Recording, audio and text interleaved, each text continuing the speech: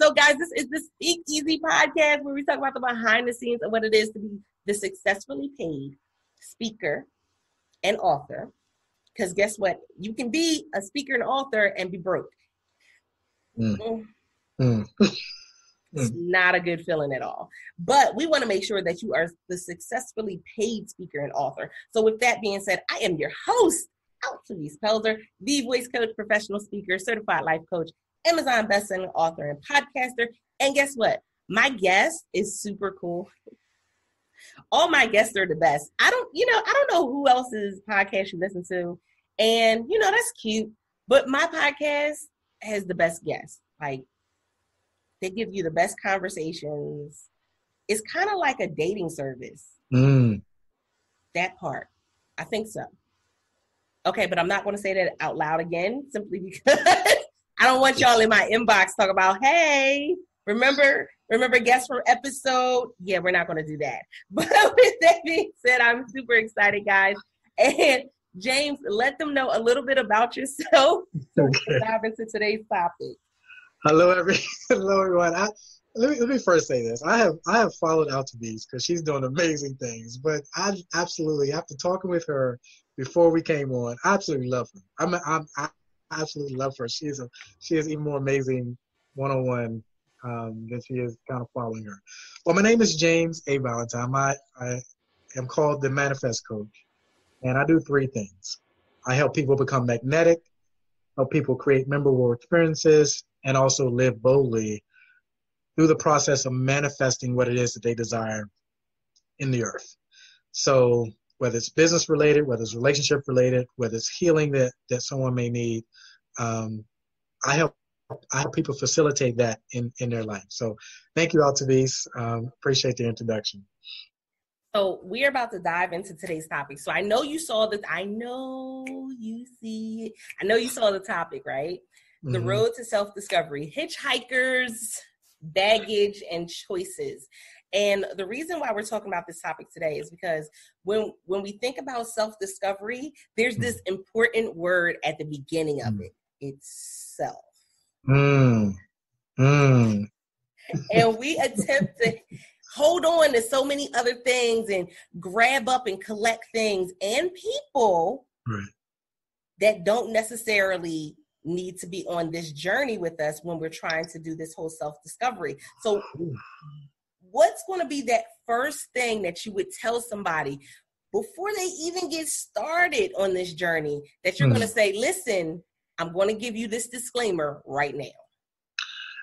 I always tell people, take inventory of your life and see who's in it and see what value they're bringing and what kind of energetic kind of vibration is attached to them. Is it somebody that brings value to where I'm trying to go to, or is it somebody that is from where I came from? So I always say take inventory, and I include relatives in that. My relationship with the parents, relationship with the siblings, on down. Is this because that I believe in barriers? I believe in boundaries. Sometimes you got to set those boundaries until you can get a firm grasp of who you are and where you're going, and then kind of gauge how much you want to interact with them at that point. So take inventory. And that's so important, taking inventory, because a lot of times we have some, let's see, we'll talk about the hitchhikers first. Yeah. We'll have some people on the journey, man, that they just can't go with us. No. And I think it's that feeling of I want my closest circle friends, my closest circle family members to validate and accept me. Right. What would be your response to that? For me, because I dealt with that to an extent. I recognize that was going to be an obstacle, and could be an obstacle to get to where I want to get to. And I don't recommend this for everyone. But one of the things I did is I recognized that my closest emotional tie was with my parents, was with my mother and my father. In other words, I cared about what they said. Everyone else was kind of so forth and so on. So this is what I did. I actually only communicated, again, don't recommend this for everyone. I actually only communicate with them for about a year time, through Facebook Messenger. Because what I wanted to do was I wanted to break that emotional tie so that when I related to them as the unapologetic James. Like, this is who your son is. And we now have the most amazing relationship where they respect me for who I am. Like, for a while it was different for them because, be honest with you, my mother were like, "Hey, I don't have your number," and I'm like, "Mom, I need to do this for me right now. I need to do this for me right now." And my dad the dad was the same way. But after that year time, like, they respect who I am now. They don't, they know that I'm going to say what's on my mind. And so that's what I needed to do to break that emotional bond, is to kind of set some boundaries with, as I said previously, set some boundaries with people, no matter how difficult it was, because I love my mother. That's my best friend. But I was at a point where I cared about what she said. And as it pertains to building wealth, my mother's old school. My mother's like, you hiding your pennies and all that kind of stuff. And so we didn't match on that. So I couldn't have those kind of conversations about what was going on until I was able to get established. And then I can go, "Hey, Mom, this is what's going on." But yeah, that was what I needed to do. And that's interesting. So for me, because I'm like, my mother is deceased, and my father is wherever he is. And so I didn't have that particular attachment, but I had my siblings. Yeah. And it was so interesting, but because for me, it took me literally moving 2 states away from everybody. Wow. To where I wasn't just, hey, somebody could come and knock on the door. Hey, right. Or text message away and saying, "Hey, we're on our way to come get you for X, Y, and Z." Because, siblings, they pop up. Absolutely. I got 2 of them. Yeah. Absolutely. They just kind of pop up, hey, we're going to eat, those types of things. Right. But it was definitely, if I had not have come out of, and I won't even say that it was a toxic environment, but if I did not come out of that environment, I would not be where I am right now. Absolutely. I agree totally. I'm 100% with you. My parents have always wanted me to be, well, my dad specifically wanted me to be who he wanted me to be. And that has been a source of frustration for him for a long time, that I'm a nonconformist. I'm the rebel. I'm the what's called the black sheep of the family. I set my own path. And so for him, and so he has a certain way of looking at what a man should do and not do, and all of that. And that's, I define manhood for myself. And so, he had, like, I remember I did a video on my page where I was just dancing. I was dancing to some song. And his comment on there is, "What are you doing, boy?" Like, that was his and my comment was, "I'm teaching." Because I do those types of things because I want to show people, I want to provoke people living in their freedom. But that's, that's the kind of feedback that I would get from my dad. He wants me to be, well, probably not now, but he wanted me to be who he wanted me to be. And I felt that pressure. Not anymore, but I used to feel that pressure. Honestly, that's a huge pressure. I think when we think about our college students right now, the majority of them go into college with that pressure. I have to go to this Ivy League school. I have to have this level of education. And, it changed me because for me, I went to college for accounting, got into college classes and realized accounting is boring when you're someone that can do numbers in your head. Right.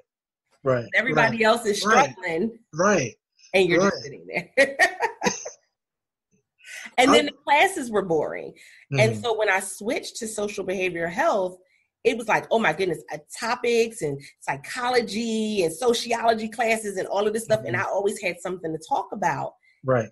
It sparked something for me that the accounting did not. But my mother, she went for business. She went for accounting. And I was just, I fell right into that same cycle. But that was not for me. Yeah, that programming, and I often talk with my clients about programming and conditioning. And that's what we fall into. We fall into what other people's expectations are for us, instead of really taking a step back and going, what are my expectations for me? What do I want to really be doing? And just because it's been done this way before, do I still have to do it that way? Or can I do it a different way? Can I do it a better way or another way and be okay with that? And that's me. Like I celebrate my rebel, that rebel part of me now, because I never graduated high school. I did through some kind of college program. I was able to go to college, but I went for sociology.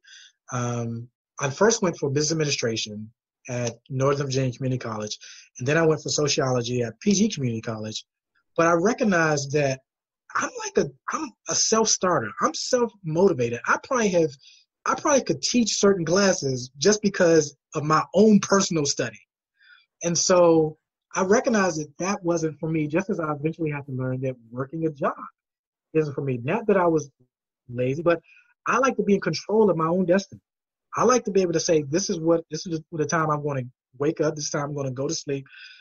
So it's never been with me about work ethic, because maybe we probably have to wrestle back and forth with some people, but I put my work ethic up there with anybody. So it's never been that.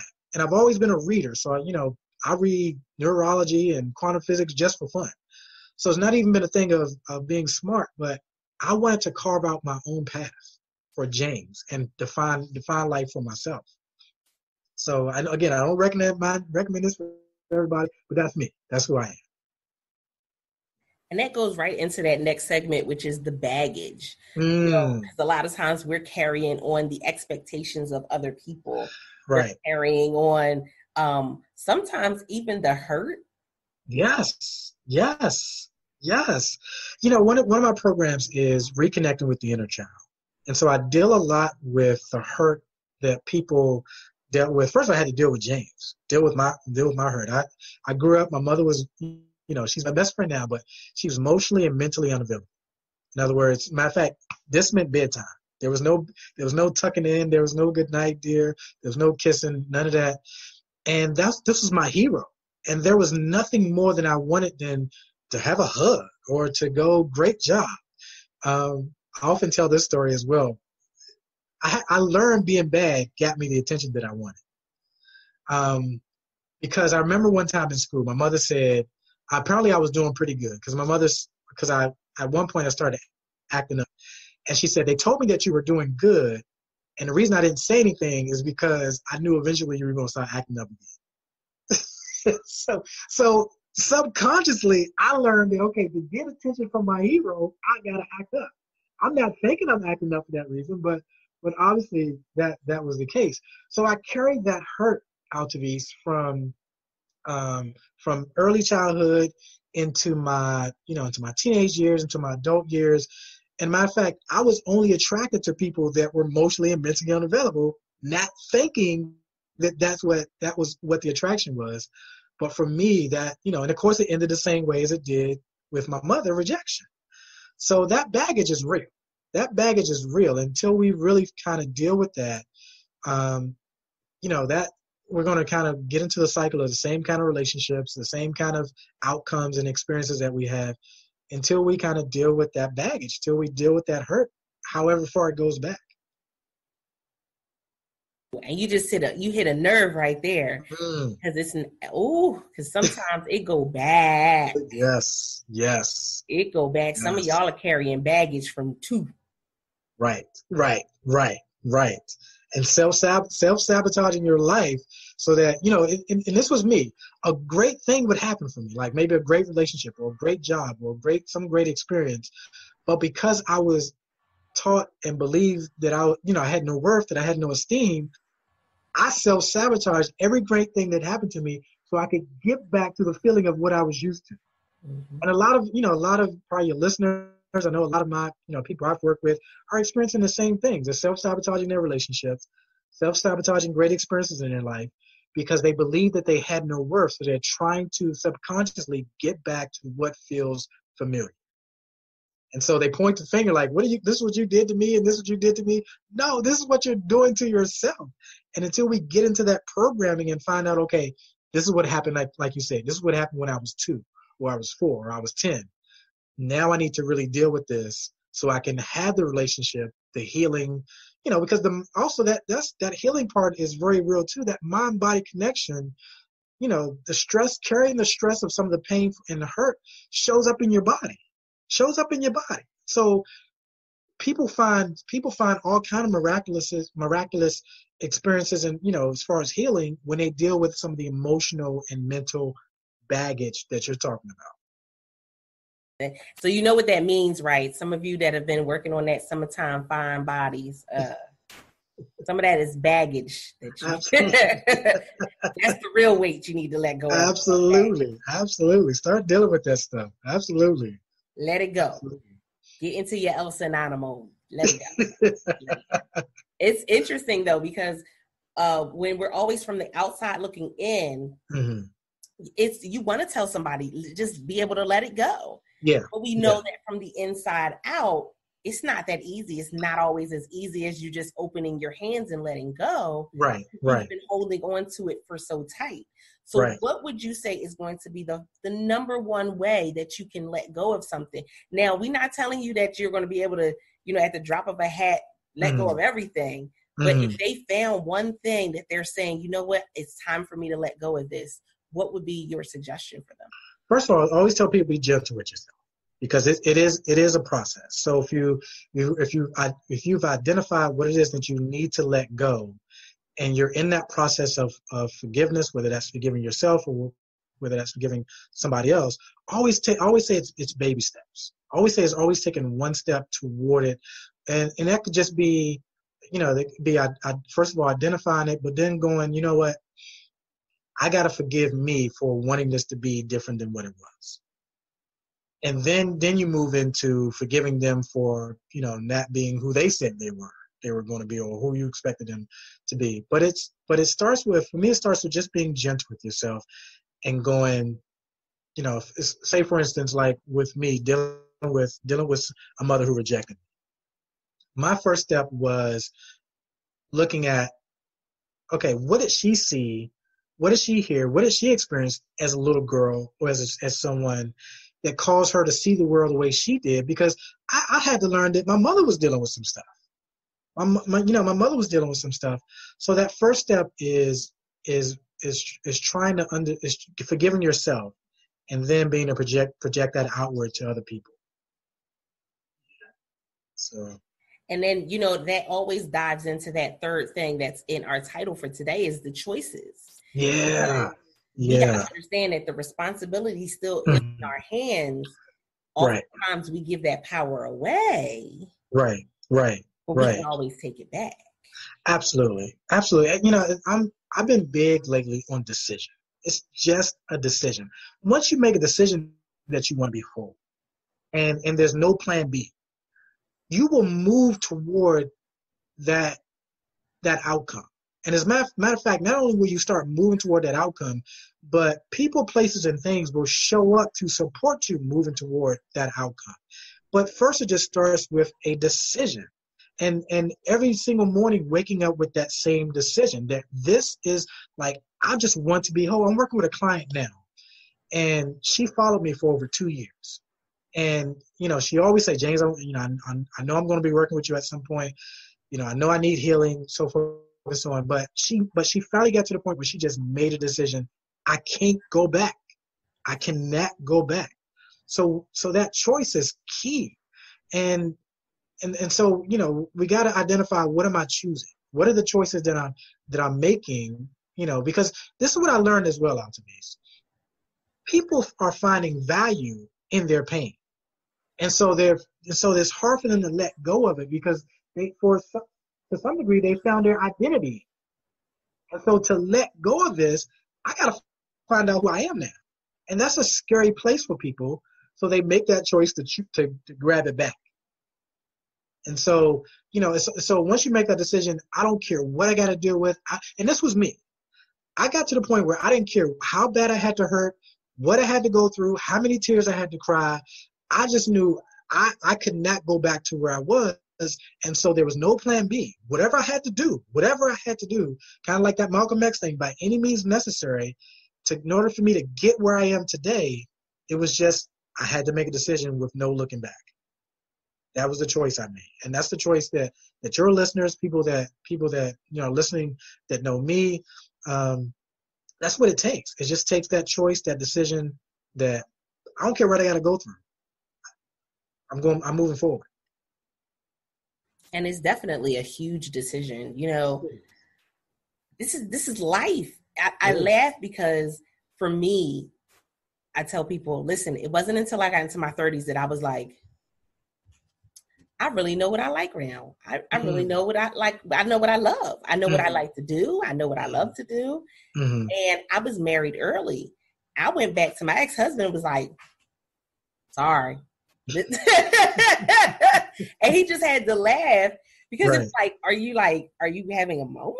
And like, what's going on? And I was just like, no, I just have to apologize. Because when we got married and when we got together, I was 18.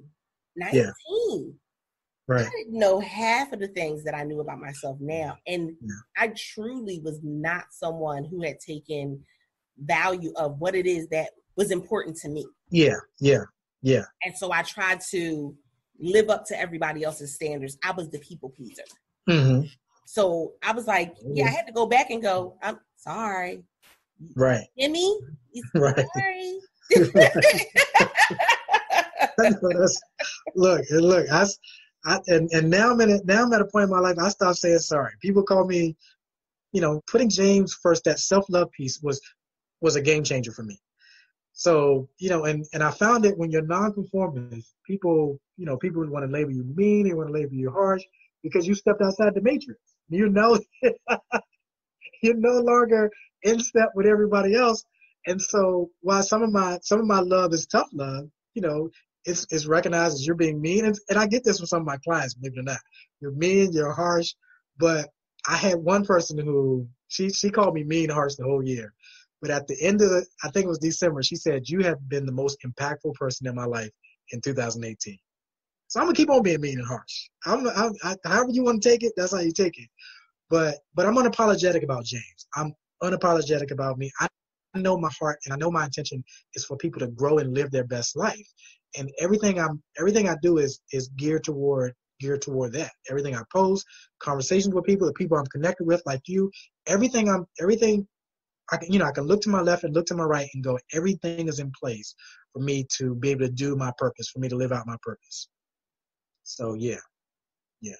That is it in a nutshell. And so every guest that comes on, I always ask them one question. So on this journey, we always have some blunders. We have some things that did not go right. They went way left. So what has been a blunder for you on this journey so far?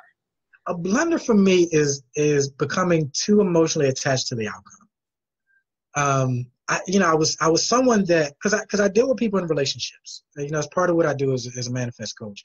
And I've had people come to me and say, this is what I'm dealing with, and I get so emotionally. And I'm glad you said that. Altavis, Lord,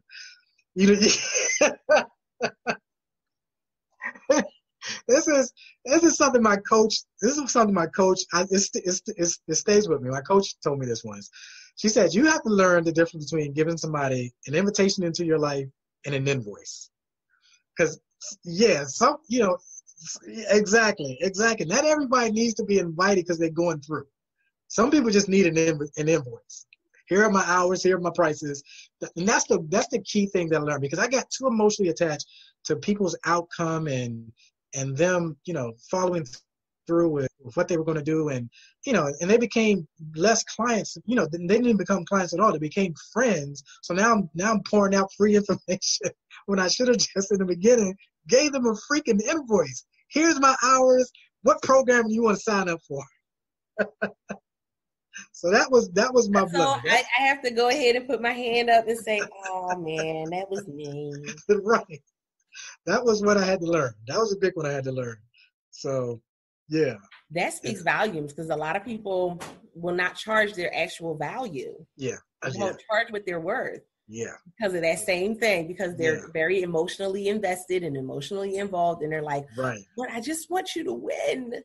I just want you to be okay. And yes, we want them to be okay. Right. But You still gotta pay the light bill. Exactly. Right. Exactly. I got a 6-year-old. Right. Yeah. The kids can't eat your okay. I'm just Exactly.